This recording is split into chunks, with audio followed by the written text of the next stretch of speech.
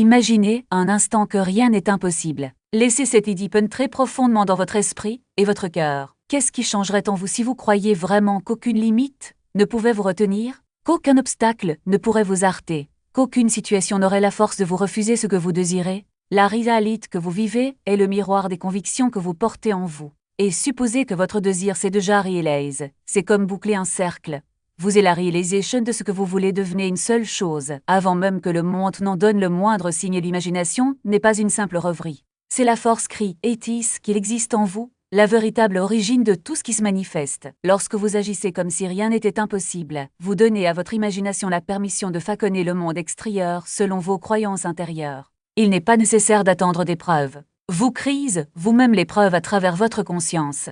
Le monde extérieur s'incline devant la vision intérieure. Ça a toujours été comme cas le sera toujours. N'attendez pas les confirmations, car celui qui les attend nie le pouvoir qui fait que tout se réalise. Osez vivre comme si votre souhait était déjà réalité. Supposez que ce que vous voulez est déjà à vous. Parcourez le monde non pas avec espoir, mais avec certitude.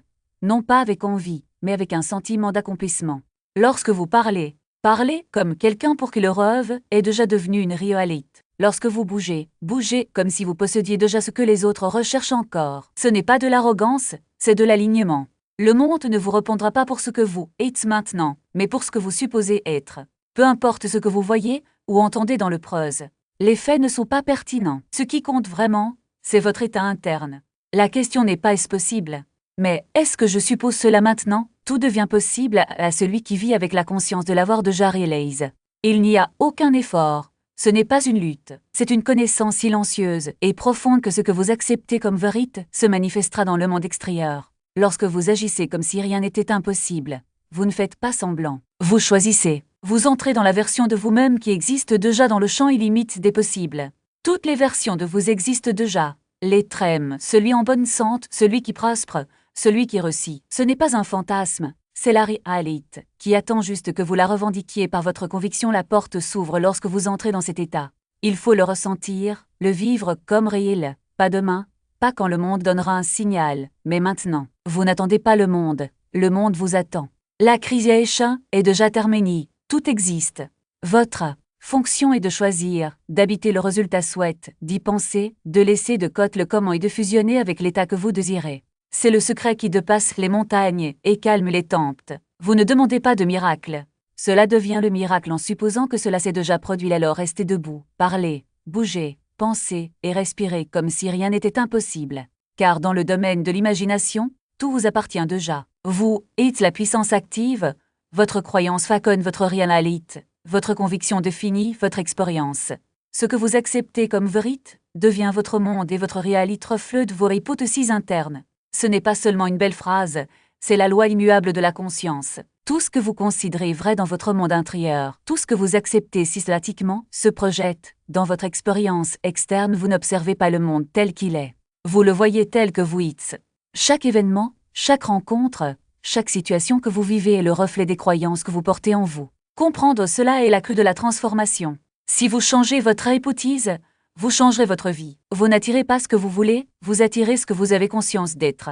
L'état dans lequel vous vous trouvez en interne détermine les conditions que vous trouvez à l'extérieur. Si vous croyez que le monde est fait de lutte, de trahisons et de pénuries, votre réalité reflétera ces croyances d'innombrables facons. Vous trouverez des gens qui décoivent, des opportunités qui disparaissent et des portes qui restent fermées.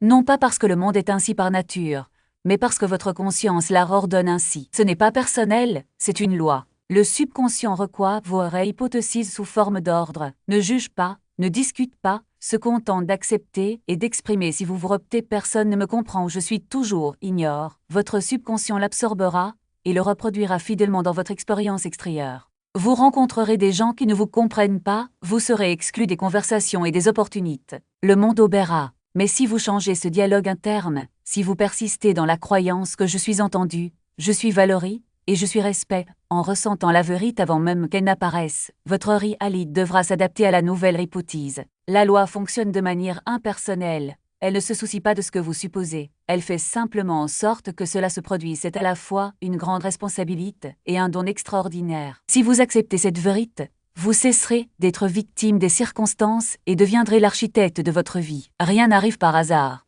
Tout ce qui apparaît dans votre monde existait d'abord en vous sous forme d'idées, de croyances ou de sentiments. La conscience de soi est donc le début du pouvoir. Tant que vous ne réalisez pas ce que vous supposez, vous continuerez à opter les mêmes chemins, sans comprendre que l'origine n'est pas extérieure, mais intérieure. Il n'y a pas de cause externe. Il n'y a aucun pouvoir en dehors de la conscience. Tout ce que vous vivez est conçu à partir des hypothèses que vous portez. Si vous pensez avoir de la chance, les opportunités se présentent sans effort. Si vous pensez que vous ne le méritez pas, vous serez rush à chaque instant. Le monde ne crie pas votre état, il le reflète. Votre tâche n'est pas de manipuler les conditions, les personnes ou les situations. Votre seul travail consiste à changer vos hypothèses, habiter un nouvel état d'être, et à laisser le monde extérieur s'adapter. Quand on comprend cela, on se rend compte que rien n'est défini. Aucune condition n'est permanente. Rien ne doit rester tel quel. Si votre vie d'aujourd'hui est marquée par des difficultés, de la solitude ou des limites, ce n'est pas une punition. C'est juste le résultat d'hypothèses précédentes. Changez ce que vous acceptez comme vérité, et le résultat changera. Le monde est malléable, modelable au toucher de vos croyances. Vous n'avez pas besoin de combattre ce qui existe. Retirez simplement votre attention de ce qui est indésirable et concentrez-vous intérieurement sur ce que vous choisissez maintenant comme vérité. Il ne s'agit pas d'une pensée positive, vide de sens. C'est une question de conviction. C'est habiter le sentiment intérieur que ce que vous voulez est déjà réel. Cette hypothèse doit être ressentie dans le prose. Vous devez penser à partir de l'état souhaite et non vers lui. Si vous voulez la richesse, ne dites pas un jour je serai riche. Au lieu de cela, vivez comme si c'était déjà le cas. Comment vous sentiriez-vous? Que feriez-vous? Comment penseriez-vous? Emportez cette certitude avec vous à chaque instant de votre journée. Laissez-le influencer vos mots, votre ton, votre posture. Rendez-le si réel en vous qu'il n'y a aucun doute circonstance. Il ne s'agit pas de prétendre ou de nier la réalité extérieure, mais de reconnaître que la réalité extérieure n'est qu'un reflet temporaire de ce que vous avez déjà accepté comme vérité en vous-même. Lorsque vous assumez pleinement une nouvelle identité dans votre imagination, quelque chose d'extraordinaire se produit. Votre subconscient commence à jouer en votre faveur. Elle ne fait pas de distinction entre ce qui est réel et ce qui est vivement imaginé. Pour elle, une expérience intensement ressentie est aussi valable qu'une expérience physique. C'est pourquoi les athlètes visualisent leur victoire avant les compétitions, les musiciens reptent mentalement chaque note avant de jouer, et les plus performants considèrent que leurs objectifs sont déjà atteints bien avant qu'une quelconque preuve extérieure n'apparaisse. Ils ne font pas que rêver, ils programment leur esprit pour qu'il agisse en accord avec cette nouvelle réalité. L'erreur la plus courante est de croire que le changement viendra de l'extérieur. Nous attendons que quelque chose ou quelqu'un nous donne la permission de nous sentir différents, comme si le bonheur, l'abondance ou l'amour dépendaient d'un événement extérieur. Mais la vérité est que le changement commence toujours à l'intérieur. Vous n'avez pas besoin d'attendre que le monde change pour vous sentir complet. Vous vous sentez d'abord complet et le monde s'adapte. Ce n'est pas une question de manipulation, mais d'alignement. Lorsque vous habitez intérieurement l'état souhaite, vos actions, vos décisions et même votre langage corporel se transforment naturellement. Vous arrêtez d'agir à partir d'un manque et commencez à agir à partir d'une prise de conscience. Et c'est cette nouvelle manière d'être qui attire les circonstances correspondantes. Imaginez, par exemple, quelqu'un qui souhaite une relation amoureuse. Si cette personne se sent seule et indigne, elle émettra une énergie de manque et ses actions refléteront cette croyance, que ce soit par des choix impulsifs, par le désespoir ou même par l'isolement. Mais si, au contraire, elle accepte intérieurement le sentiment d'être aimée, d'être digne et d'être déjà dans une relation épanouissante, son attitude changera. Elle n'aura pas besoin de prouver quoi que ce soit, car elle se sent déjà complète. Et c'est précisément cette confiance qui rend votre présence plus attrayante, non seulement pour les autres, mais aussi pour les opportunités qu'offre la vie. Le même principe s'applique à n'importe quel domaine de la vie. Si vous voulez la santé, n'attendez pas que votre corps se grise pour commencer à vous sentir en bonne santé. Embrassez le sentiment de vitalité maintenant. Si vous désirez la prospérité, n'attendez pas que votre solde bancaire augmente pour ressentir l'abondance. Vivez comme si vous étiez déjà prospère. Il ne s'agit pas d'ignorer la réalité actuelle, mais de ne pas la laisser dicter qui vous hate.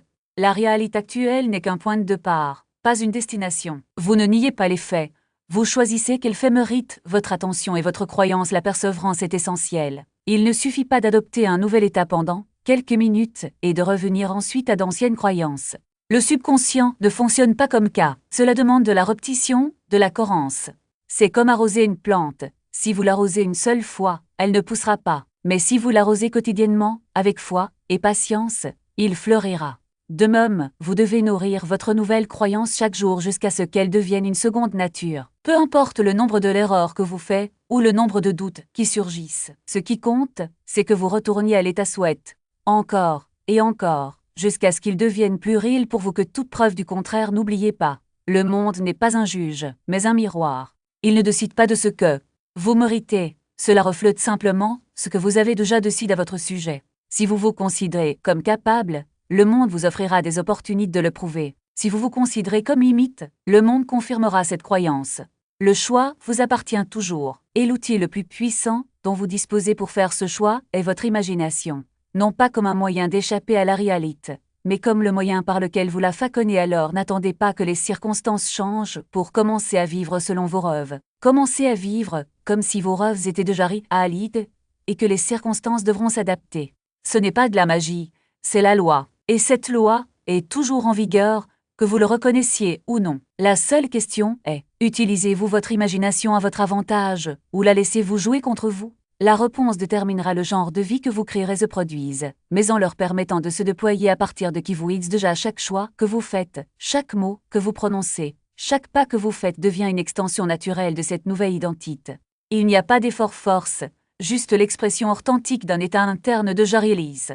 Lorsque vous agissez ainsi, le monde qui vous entoure n'a d'autre choix que de reconnaître et de répondre à cette nouvelle version de vous.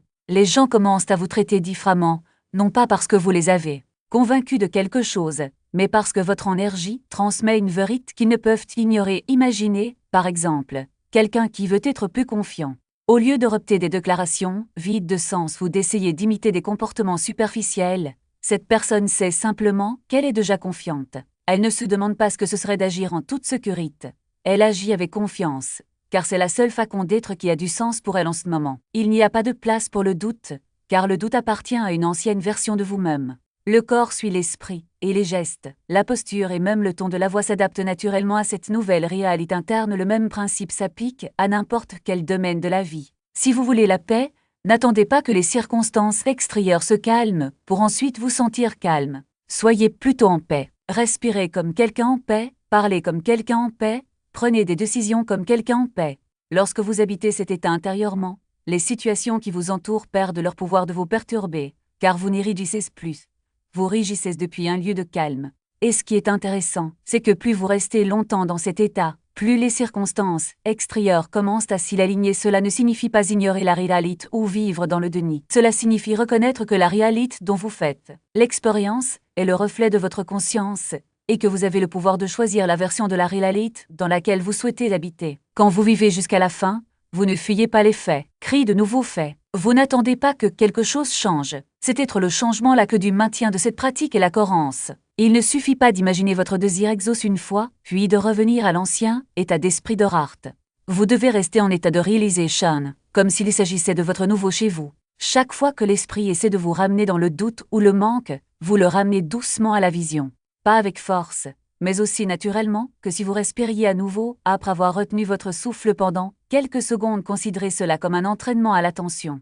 Tout comme un musicien pratique une mélodie jusqu'à ce qu'elle devienne automatique, vous vous entraînez à vivre dans un état d'épanouissement jusqu'à ce qu'elle devienne votre nouvelle norme. Au début, cela peut paraître étrange, voire artificiel, mais avec le temps, cette nouvelle façon d'être s'ancre si profondément qu'on ne se souvient plus de ce que c'était que de vivre autrement. Et voici le point crucial. Lorsque vous vivez de la faim, vous n'attirez pas seulement ce que vous voulez, vous devenez la personne capable de le recevoir. Il ne s'agit pas d'avoir plus d'argent, plus d'amour ou plus de succès, il s'agit d'être quelqu'un pour qui ces choses viennent déjà naturellement. Lorsque vous changez en interne, l'externe n'a d'autre choix que de se réorganiser pour refléter ce changement. Cela n'arrive pas par hasard. C'est la loi de la correspondance en action.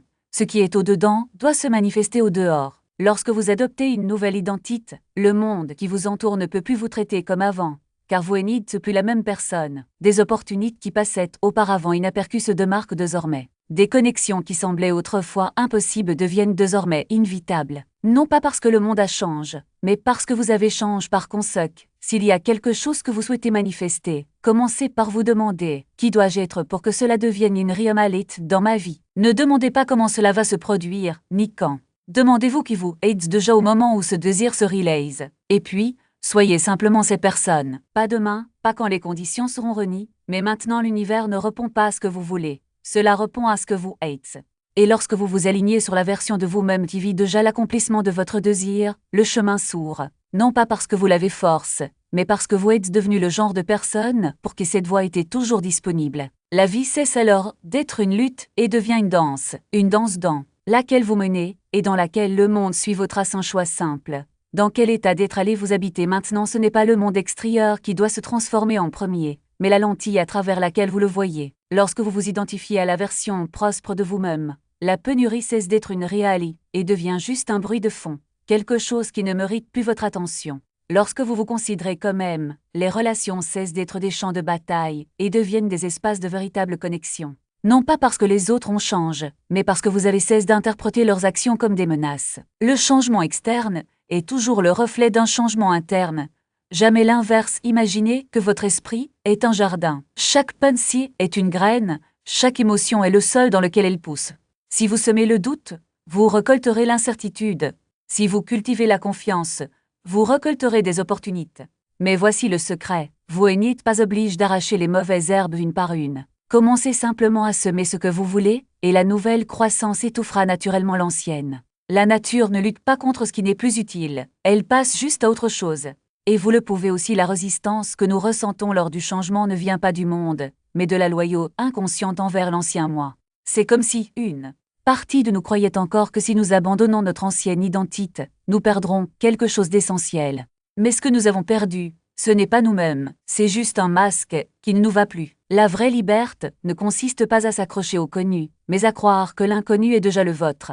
Lorsque vous abandonnez la version de vous-même qui dit « je ne le mérite pas », cela n'arrivera jamais où je suis comme cas. Ce qui reste n'est pas un vide, mais un espace pour que quelque chose de plus grand émerge. Et ce quelque chose de plus grand n'est pas une promesse lointaine. C'est une présence vivante, palpitante dans le prose. Vous n'avez pas besoin d'attendre un signe, une confirmation ou une preuve extérieure pour commencer à vivre de cette nouvelle identité. En fait, c'est l'attente qui maintient l'ancienne réalité en place. L'action décisive ne vient pas après le changement, c'est le changement lui-même. Lorsque vous agissez comme si vous étiez déjà celui que vous voulez être, l'univers n'a d'autre choix que de conspirer en votre faveur, car vous avez cessé d'être spectateur et êtes devenu le protagoniste de votre propre histoire. Cela ne signifie pas ignorer les défis ou prétendre que les difficultés n'existent pas. Cela signifie reconnaître que les défis ne sont que le contraste qui rend votre victoire plus claire. Lorsque vous vous considérez comme quelqu'un qui surmonte les obstacles, ceux-ci cessent d'être des barrières et deviennent des tremplins. Vous ne niez pas la réalité, vous leur interprétez. Là où auparavant il voyait un problème, il voit maintenant une opportunité de se démontrer qu'il en est capable. Là où vous ressentiez autrefois de la peur, vous ressentez maintenant de la curiosité. Comment cette version de moi j'aurais-elle cela? La vie n'est pas un test pour voir si vous êtes digne de recevoir ce que vous voulez. C'est un miroir qui reflète exactement ce que vous croyez déjà être vrai à votre sujet. Si vous vous considérez comme quelqu'un qui obtient toujours ce qu'il mérite, la vie se chargera de vous donner raison. Si vous vous considérez comme quelqu'un qui attire l'abondance n'apparaît pas comme un miracle, mais comme une conséquence naturelle de votre état d'être.